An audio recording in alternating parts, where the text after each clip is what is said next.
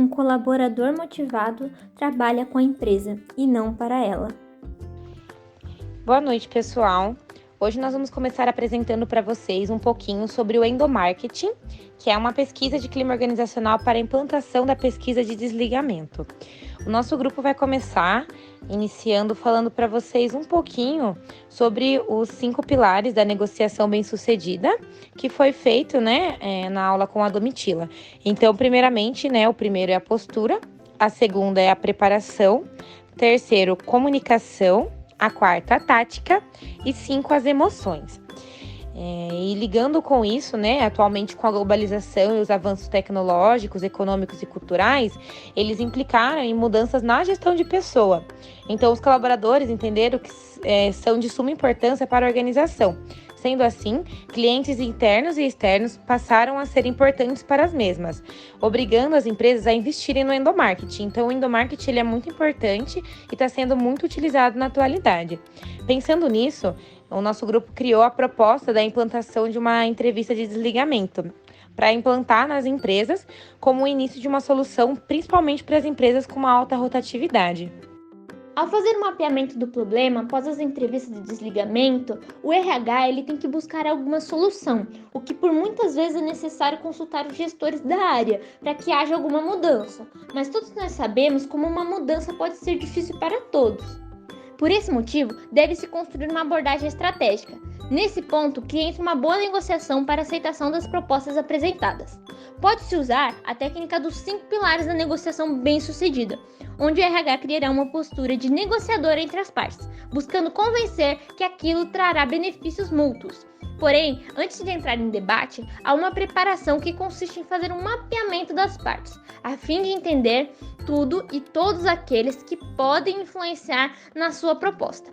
A partir daí, montar uma estratégia com base nessas variações. Pensar também nos interesses dos envolvidos e dar ênfase nesses pontos, para que se torne mais atrativo.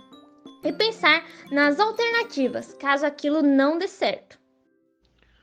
O primeiro dos pilares da negociação bem-sucedida é a postura. A postura é a forma que você vai encarar a negociação, a partir dos resultados que você almeja. O segundo passo é a preparação, que vem antes mesmo da negociação começar de fato, que é o momento que você imagina todas as possibilidades que essa negociação pode levar, levando em consideração a sua meta, o que você quer extrair dessa negociação e o seu mínimo aceitável. O terceiro dos pilares é a comunicação, é a conversa, é a negociação entre as duas partes acontecendo. É o momento que as técnicas de negociação são de fato aplicadas. O quarto pilar são as táticas. A partir do momento que você já se preparou para a comunicação, que é o segundo pilar, o quarto pilar seriam as táticas possíveis a serem utilizadas no momento da negociação. O quinto e último dos pilares é o das emoções, que é onde a gente leva em consideração as próprias emoções e as emoções do outro que possam interferir na negociação de fato. Foi analisado na entrevista de desligamento que a grande rotatividade era causada pela falta de motivação dos funcionários. A solução criada para essa situação seria a implementação de um programa de viagens para os melhores funcionários, aqueles que batessem a porcentagem de 30% a mais sobre a meta. Então foi apontado ao gestor que, ao motivar os funcionários com essas viagens, eles alcançariam as metas e assim os ganhos seriam muito maiores que os gastos, com a viagem para o funcionário ganhador. Concluindo então que após essa negociação foi solucionado os problemas de todas as partes. O gestor conseguiu fazer com que as metas fossem atingidas e os funcionários se tornaram mais motivados e a organização diminuiu sua rotatividade.